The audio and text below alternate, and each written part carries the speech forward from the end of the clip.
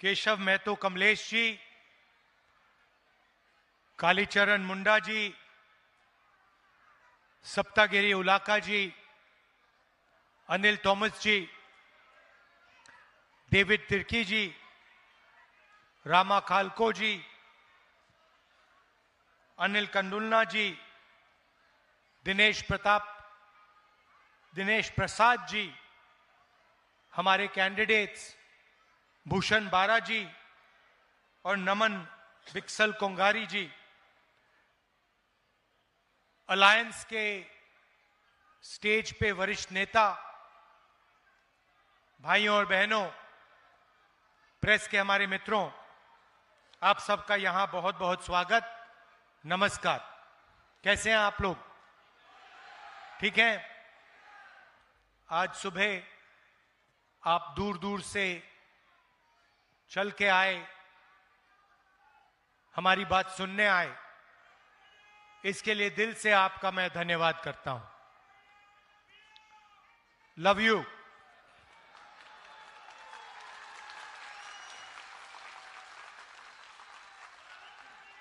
जो आज देश में लड़ाई चल रही है वो दो विचारधाराओं के बीच में चल रही है। एक तरफ इंडिया गठबंधन, कांग्रेस पार्टी, जेएमएम, बाकी पार्टियां, और दूसरी तरफ बीजेपी, आरएसएस और उनके साथ जो लोग खड़े हैं।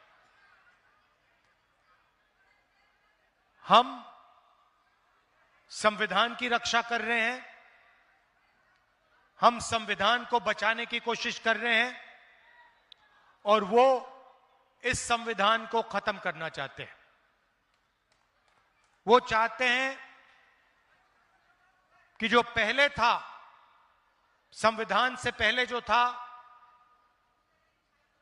वो हो। हम चाहते हैं कि समाज में समानता हो, एकता हो, भाईचारा हो और देश को संविधान के माध्यम से चलाया जाए। अब ये जो संविधान है ये सिर्फ एक किताब नहीं है। इस संविधान में बिरसा मुंडा जी की सोच है या नहीं?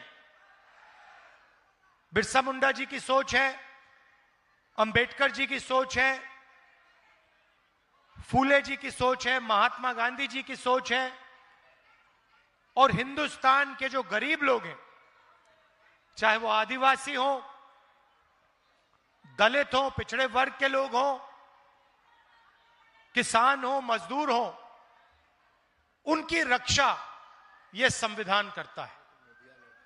इसीलिए नरेंद्र मोदी जी चाहते हैं, अदानी और अंबानी चाहते हैं कि इस संविधान को खत्म कर दिया जाए, बिरसा मुंडा जी की सोच को दबा दिया जाए, अंबेडकर जी की सोच को खत्म कर दिया जाए, गांधी जी की सोच को खत्म कर दिया जाए और इसको परे कर दिया जाए।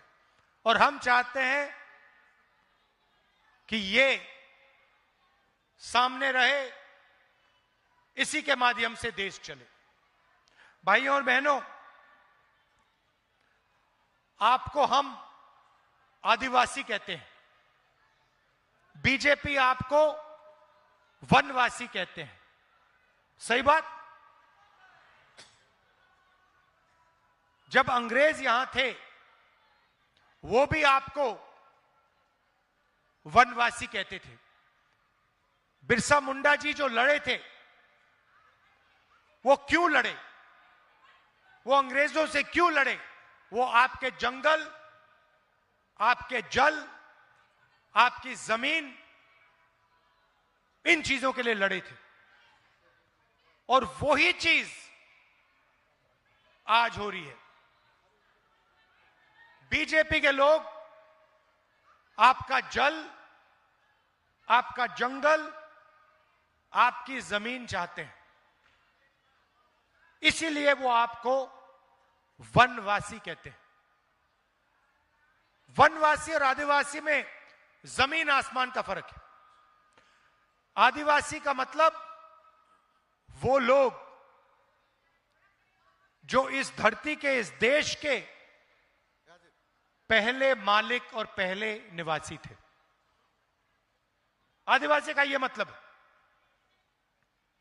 हम आपको आदिवासी कहते हैं क्योंकि हम जानते हैं कि हिंदुस्तान के पहले मालिक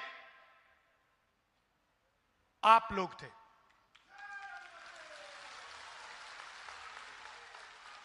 और अगर हम आपको आदिवासी कहते हैं तो फिर जल, जमीन, जंगल का फायदा हिंदुस्तान के पहले मालिकों को मिलना चाहिए। जल, जमीन, जंगल का अधिकार आपका होना चाहिए। आदिवासी शब्द का यह मतलब है। अब इन्होंने नया शब्द निकाला जो पहले अंग्रेज इस्तेमाल करते थे, वनवासी। वनवासी का मतलब आप जंगल में रहते हो। वनवासी का मतलब आपका कोई अधिकार नहीं है, ना जल का, ना जंगल का, ना जमीन का।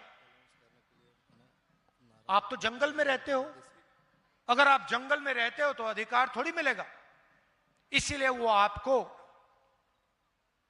वनवासी कहते हैं, क्योंकि वो चाहते हैं कि आपके बच्चे शिक्षा ना पाएं, आपके बच्चे इंजीनियर ना बने, डॉक्टर ना बने, लॉयर ना बने, हवाई जहाज ना उड़ाएं। इसलिए वो आपसे कहते हैं भाई आप तो वनवासी हो, आप तो जंगल में रहते हो, आपको शिक्षा की क्या जरूरत, आपको इंजीनियर बनने की क्या जरूरत, आपको डॉक्टर बनने की क्या जरूरत, आप तो वनवासी हो। और हम कहते नहीं, आप वनवासी नहीं हो। आपको वनवासी कहना आप पर अपमान है। आप आदिवासी हो। यह देश आपका था और इस देश में जो जंगल है, जमीन है, जल है, उसका अधिकार आपको मिलेगा। और अगर आप देखोगे संविधान में आपको वनवासी शब्द कहीं नहीं मिलेगा। आप ढूंढ लो इसको। संविधान को जिसने बनाया, जिन लोगों ने बनाया, उन्होंने वनवासी शब्द का प्रयोग नहीं किया। उन्होंने आदिवासी शब्द का प्रयोग किया, क्योंकि वो कहना चाहते थे कि ओरिजिनल मालिक आदिवासी हैं। जमीन उनकी, जंगल उनका, जल उनका। बिरसा मुंडा जी उसके लिए लड़े थे। संविधान भी बिरसा मुंडा जी जैसे आपके जल, जंगल, जमीन के लिए लड़ता है, हर रोज लड़ता है।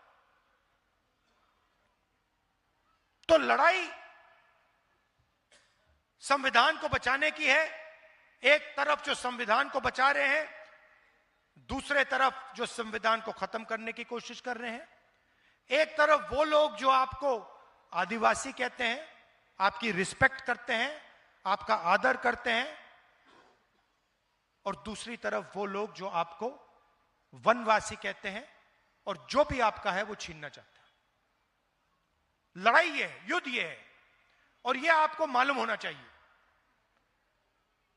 जब मोदी जी यहां आते हैं और आपसे कहते हैं कि आप वनवासी हो, उस शब्द के पीछे सोच है कि आप वनवासी हो, आप जंगल में रहते हो, जल हमारा, जमीन हमारी, जंगल हमारा, आदिवासियों का नहीं, मोदी जी का, आरएसएस का और अरबपतियों का। जहां भी चाहते हैं आपकी जमीन छीन लेते हैं। नया शब्द निकाला है, विकास। विकास का मतलब जहां भी आदिवासियों की जमीन है उठा के ले जाओ, यह है इनका विकास। और हम चाहते हैं कि अगर आपकी जमीन जाए तो आपसे पूछ कर जाए, और अगर आपने अपनी जमीन दी तो आपको उस जमीन का सही दाम मिले। और अगर वहां इंडस्ट्री बनी, फैक्ट्री लगी, तो उस फैक्ट्री में आपके बच्चों को रोजगार मिले। इसलिए हम चाहते हैं कि आदिवासियों को शिक्षा मिले, उनके बच्चे, आपके बच्चे इंजीनियर बने, डॉक्टर बने, लॉयर बने, फैक्ट्री को चलाना सीखें। यह लड़ाई चल रही।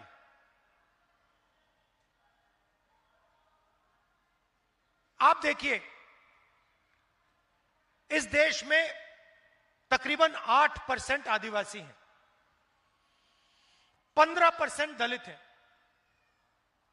और तकरीबन 50% ओबीसी हैं। और उसमें आप 15% माइनॉरिटी जोड़ दीजिए।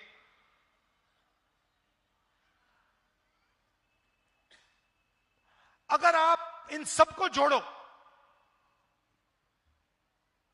तो 90% ये लोग हैं, आदिवासी, दलित, पिछड़े वर्ग के लोग, माइनॉरिटी के लोग, 90%। मगर अगर आप देखो, हिंदुस्तान की संस्थाओं को देखो, मीडिया देखो, बड़े बड़े बिजनेस देखो, अंबानी अदानी वाले बिजनेस,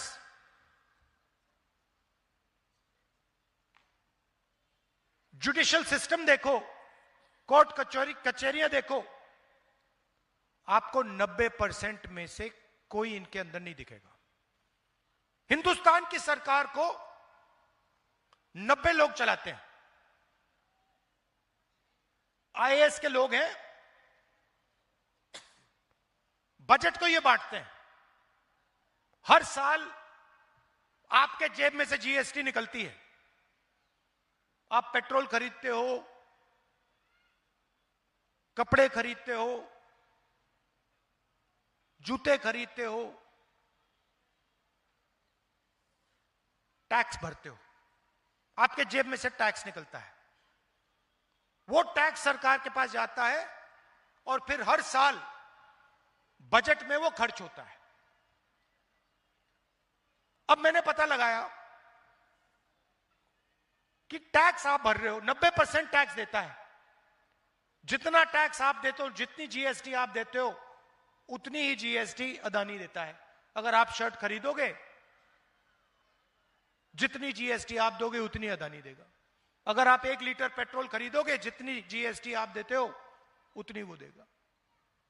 जितना टैक्स आप देते हो उतना वो देगा। और मैंने पता लगाया, ये जो बजट है, जो पैसा है देश का, ये कैसे खर्च होता है, ये कौन निर्णय लेता है? 90 अफसर निर्णय लेते हैं। 90 लोग हैं। रेलवे बजट में पैसा कितना खर्च होगा, कहां खर्च होगा, ट्रेन कहां लगेगी, ये 90 लोग निर्णय लेते हैं। हाईवे कहां बनेगी, रोड कहां बनेगी, कैसी बनेगी, ये निर्णय लेते हैं। सेना को कितना पैसा मिलेगा, ये निर्णय लेते हैं। शिक्षा में कितना पैसा जाएगा, ये निर्णय लेते हैं। आदिवासी स्कूल कितने बनेंगे, दलित स्कूल कितने बनेंगे, निर्णय ये लेते हैं। कर्जा माफ होगा, निर्णय ये लेते हैं। डिसीजन इनका। 90 में से आदिवासियों की आबादी हिंदुस्तान में 8%, 90 में से एक अफसर आदिवासी वर्ग का है। एक अफसर, और उसको भी पीछे बैठा रखा है कोने में। अगर हिंदुस्तान की सरकार 100 रुपए खर्च करती है तो आदिवासी अफसर 10 पैसे का निर्णय लेते हैं। अच्छी तरह सुनिए, अगर हिंदुस्तान की सरकार बजट में 100 रुपए खर्च करती है तो 10 पैसे का निर्णय आदिवासी अफसर लेते हैं। आपकी आबादी 8%, 100 में से 8, और आपकी भागीदारी 100 में से 10 पैसे। दलित 15%, 90 अफसर में से 3 दलित हैं। और अगर हिंदुस्तान की सरकार 100 रुपए खर्च करती है तो दलित अफसर 1 रुपए का निर्णय लेते हैं। आबादी 15%, भागीदारी 100 रुपए में से 1 रुपया। पिछड़े वर्ग 50% है, 90 में से 3 अफसर पिछड़े वर्ग के हैं और उनकी भागीदारी 100 रुपए में से 5 रुपए। मतलब दलित, आदिवासी, पिछड़े वर्ग के अफसर 100 रुपए में से 6 रुपए 10 पैसे का निर्णय लेते हैं। आपकी आबादी 90%, भागीदारी 100 रुपए में से 6 रुपए। अब मैंने ये बात उठाई, पार्लियामेंट में बात उठाई कि भाई ये हो क्या रहा है। हिंदुस्तान के लोग, आदिवासी, दलित, पिछड़े वर्ग के लोग, इनकी इस देश में भागीदारी नहीं है, कॉर्पोरेट इंडिया में नहीं है, जुडिशियल सिस्टम में नहीं है। मीडिया में आप दिखा दो मुझे, आप मुझे मीडिया में, नेशनल मीडिया में एक आदिवासी एंकर दिखा दो, एक दिखा दो मुझे, एक दलित दिखा दो, एक पिछड़े वर्ग का दिखा दो, नहीं मिलेगा। आप में कोई कमी नहीं है, आप में कोई कमी नहीं है। हिंदुस्तान का पिछड़ा वर्ग, दलित वर्ग, आदिवासी वर्ग कोई भी काम कर सकता है, कुछ भी कर सकता है, कोई कमी नहीं है आप में। आपको रास्ता नहीं दिया जाता, आपको रोका जाता है। आपके सामने दरवाजा है और मोदी जी आके बहाने बनाते हैं। सच्चाई है। तो मैंने पार्लियामेंट में उनके सामने बोला कि आप ऐसे करिए, जाति जनगणना करते हैं, पता लगाते हैं इस देश में कितने दलित हैं, कितने आदिवासी हैं, कितने पिछड़े वर्ग के लोग हैं। पता लगाते हैं हमारी संस्थाओं में आदिवासी, दलित, पिछड़े वर्ग के कितने लोग हैं। पता लगाते हैं मीडिया में कितने हैं। पता लगाते हैं इस देश का जो धन है, बड़ी बड़ी कंपनियां हैं, इनमें दलित कितने हैं, आदिवासी कितने हैं, पिछड़े वर्ग के कितने लोग हैं। दूध का दूध, पानी का पानी कर देते हैं। मैंने उनके सामने बोला, चुप हो गए। उसके बाद कहते हैं राहुल गांधी देश को बांटने की कोशिश कर रहा है।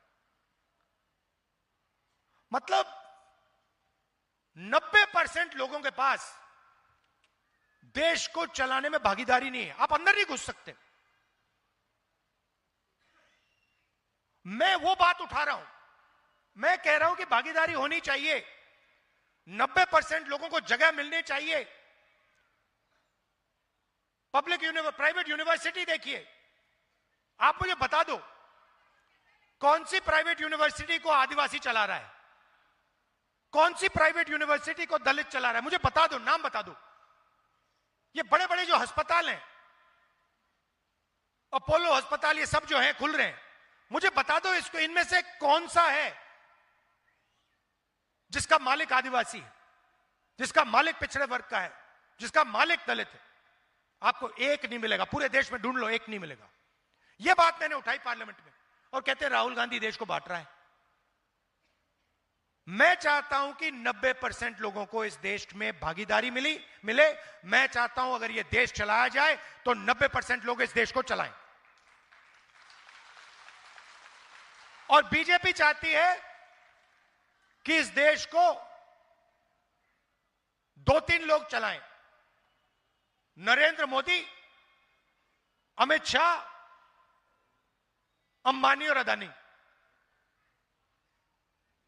और पूरा का पूरा जो धन है इस देश का, आपकी जमीन हो, जंगल हो, सब का सब आपसे छीनकर यही 10-15 इनके जो बड़े अरबपति हैं इनको मिल जाए। भाई और बहनों, 16 लाख करोड़ रुपया, 16 लाख करोड़ रुपया नरेंद्र मोदी जी ने 25 लोगों का कर्जा माफ किया है। उनमें आपको एक आदिवासी नहीं मिलेगा, एक दलित नहीं मिलेगा, एक पिछड़े वर्ग का नहीं मिलेगा। और जब हम कहते हैं किसानों का कर्जा माफ होना चाहिए, तो वो कहते हैं देखो राहुल गांधी किसानों की आदत बिगाड़ रहा है, देखो देखो राहुल गांधी किसानों की आदत बिगाड़ रहा है। जब आपने 16 लाख करोड़ रुपए उनका कर्जा माफ किया, तो आपने उनकी आदत नहीं बिगाड़ी क्या?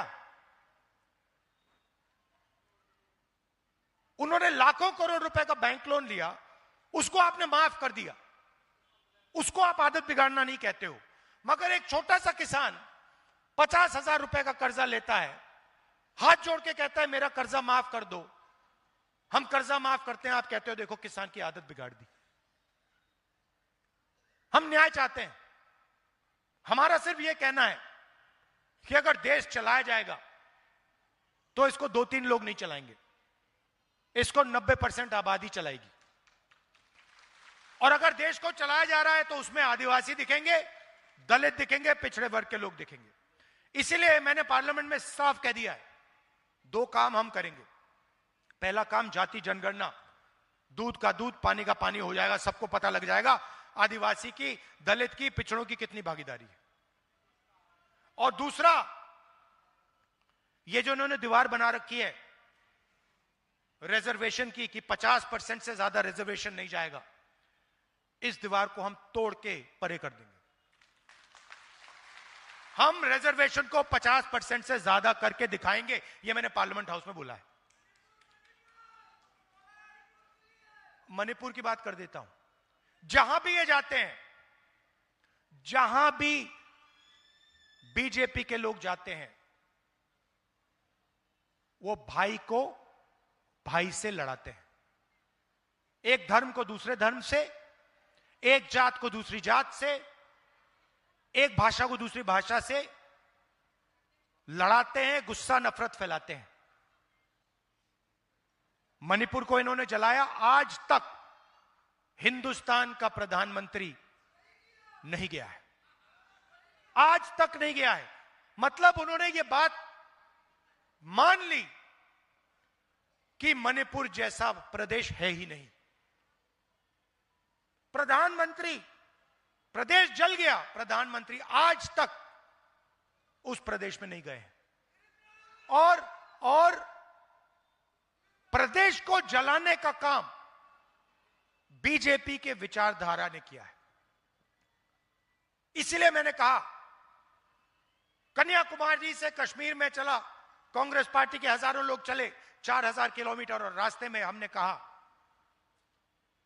नफरत के बाजार में मोहब्बत की दुकान खोलेंगे।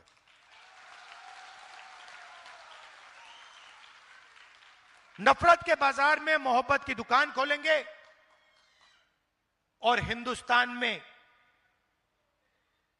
सब लोग प्यार से, इज्जत से एक साथ मिलकर रहेंगे। अब झारखंड का चुनाव मैंने देखा कि यहां पे हमारी काफी बहनें आई हैं। मैं आपको बताना चाहता हूं कि जैसे ही यहां हमारी सरकार आएगी, वैसे ही खटाखट खटाखट खटाखट आपके बैंक अकाउंट में, आपके बैंक अकाउंट में अभी 1000 रुपए जाता है, 2500 रुपए महीने का ठकाठक ठकाठक ठकाठक अंदर।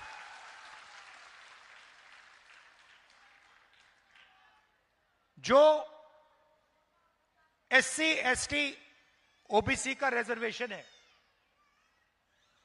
उसको हम बढ़ाएंगे। एसटी का 26% से 28%, एसटी का 26% से 28%, एससी का 10% से 12% और ओबीसी का 14% से 27%। हर परिवार को स्वास्थ्य बीमा में 15 लाख रुपए का कवर मिलेगा। अगर आप बीमार होगे, ऑपरेशन करने की जरूरत होगी, आप अस्पताल में जाओगे और 15 लाख रुपए का इलाज आपको मुफ्त में मिलेगा। किसानों को 3,200 रुपए प्रति क्विंटल एमएसपी धान के लिए हमारी सरकार देने जा रही है। गैस सिलेंडर 450 रुपए। ये देखो महिलाएं ताली बजा रही हैं। और राशन 7 केजी हर व्यक्ति को हर महीने। और युवाओं के लिए हर ब्लॉक में डिग्री कॉलेज और डिस्ट्रिक्ट लेवल पे प्रोफेशनल कॉलेज, 500 एकड़ का इंडस्ट्रियल पार्क हर डिस्ट्रिक्ट में और 1 मिलियन युवाओं को हम यहां रोजगार देने का वायदा कर रहे हैं। अब ये आप देख लीजिए, इसमें हमने अदानी के लिए, अंबानी के लिए कुछ नहीं किया। हमने आपके लिए किया है। महिलाओं के बैंक अकाउंट में पैसा, किसानों को सही दाम, युवाओं को रोजगार, गैस सिलेंडर और एससी, एसटी, ओबीसी के लिए रिजर्वेशन। ये गरीबों की सरकार का काम है।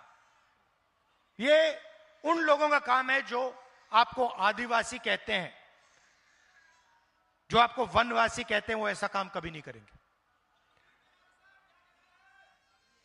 जैसे हमारी सरकार हिंदुस्तान में आएगी, हम इस अग्निवीर को खत्म कर देंगे। तो आपसे मैं ये कहना चाहता था, आप दूर दूर से आए, इतने प्यार से आपने हमारी बात सुनी। संविधान की रक्षा करनी है, एक साथ मिलकर संविधान की रक्षा करनी है, और जो संविधान को खत्म करने की कोशिश कर रहे हैं उनको रोकना है। दिल से आपका धन्यवाद। जोहार, जय हिंद।